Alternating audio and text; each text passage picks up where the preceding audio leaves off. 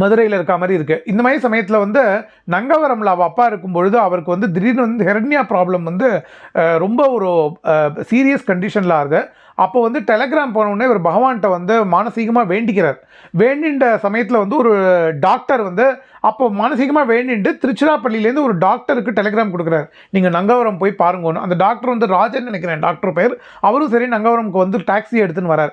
Taxi எடுத்துன்னு வந்தாக்க ஹிரண்யா patient படுத்துன்னு இருப்பான்னு பார்த்தாக்க இவர் பாட்டுக்கு வயலில் வேலை பண்ணிட்டு இருக்காரு அப்பா பின்னாடி கொள்ளையில். அப்போ என்ன இப்படி வேலை பண்ணிட்டு இருக்கேன்னு விளையாடுறியா கிருஷ்ணமூர்த்தி அப்படின்னு ஃபோன் பண்ணி அந்த டாக்டர் கேட்கும்பொழுது அவர் சொல்கிறார், இல்லை நான் வந்து நிஜமாவே சீரியஸ் கண்டிஷனில் தான் இருந்தார், அவர் வந்து மிராக்குலஸ்லி எழுந்துட்டார் நீங்கள் வரத்துக்குள்ளே அப்படின்னு சொல்லி அவர் சொல்கிறார். அப்போ அந்த டாக்டர் சொல்கிறார், இல்லை இப்போ எழுந்தினாலும் திருப்பியும் இந்த ஹெர்னியா அட்டாக் திருப்பியும் வரலாம், அதனால் நான் வந்து ஐ வில் ஆப்ரேட் ஹிம் அப்படின்னு சொல்லி சொல்கிறார்.